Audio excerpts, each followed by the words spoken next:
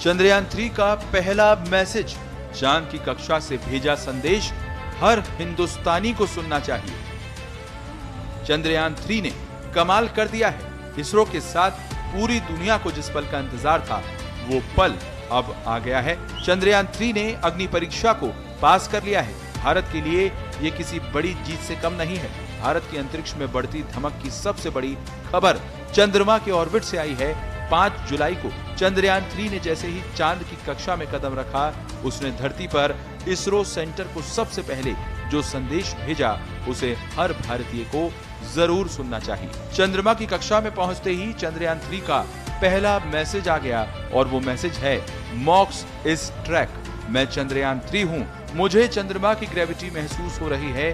चंद्रयान 3 ने जैसे ही चांद की कक्षा में कदम रखा, उसने धरती पर इसरो सेंटर को सबसे पहले यही मैसेज भेजा।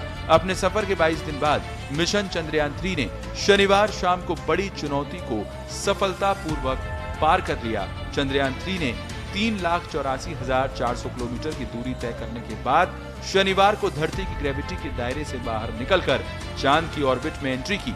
इसरो के वैज्ञानिकों के मुताबिक इस प्रोसेस को अंजाम देने में कुल आधे घंटे का वक्त लगा और चंद्रयान को चंद्रमा की कक्षा में पहुंचा दिया गया। अब इंतजार उस पल का है जब चंद्रयान 3 चांद की सतह पर उतरेगा। चंद्रयान 3 चांद के चारों तरफ 5 चक्कर लगाएगा। शुरुआत 40,000 किलोमीटर वाली ऑर्बिट से हो गई है। इसके बाद दूसरी ऑर्बिट 18 से 20,000 किलोमीटर वाली अंडाकार कक्षा में होगी, जिसकी पेरिलून यानी चांद की सतह से नजदीकी दूरी करीब 120 किलोमीटर होगी। इसके बाद तीसरी मैन्यूवर में 4 से 5,000 किलोमीटर, फिर चौथे में 1,000 किलोमीटर, पांचवे में 100 किलोमीटर की गोलाकार कक्षा हासिल होगी। अब आपको बताते हैं चंद्रमा के चारों तरफ चंद्रयान 3 किस तारीख में कौन सी ऑर्बिट बदलेगा। 6 अगस्त की रात 11 बजे के आसपास चंद्रयान को चांद के दूसरे ऑर्बिट में डाला जाएगा। वहीं 9 अगस्त की दोपहर 1:45 बजे के आसपास तीसरी ऑर्बिट मैन्यूवरिंग होगी। 14 अगस्त को दोपहर 12 बजे के आसपास चौथी और 16 अगस्त की सुबह 8:30 बजे के आसपास 5वां लूनर ऑर्बिट इंजेक्शन होगा। 17 अगस्त को प्रोपल्शन मॉड्यूल और लैंडर मॉड्यूल अलग होंगे।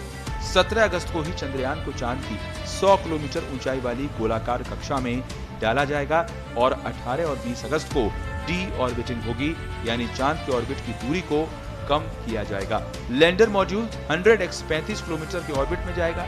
इसके बाद 23 अगस्त की शाम 5:47 पर चंद्रयान की लैंडिंग कराई जा सकती है। आपको बता दें कि चंद्रयान 2 में विक्रम लैंडर की हार्ड लैंडिंग हो गई थी। 3 महीने बाद अमेरिकी स्पेस एजेंसी नासा ने इसका मलबा ढूंढा था। इसके 4 साल बाद अब फिर इसरो चंद्रयान 3 के जरिए लैंडर और रोवर को दक्षिणी ध्रुव पर उतारने की कोशिश करेगा।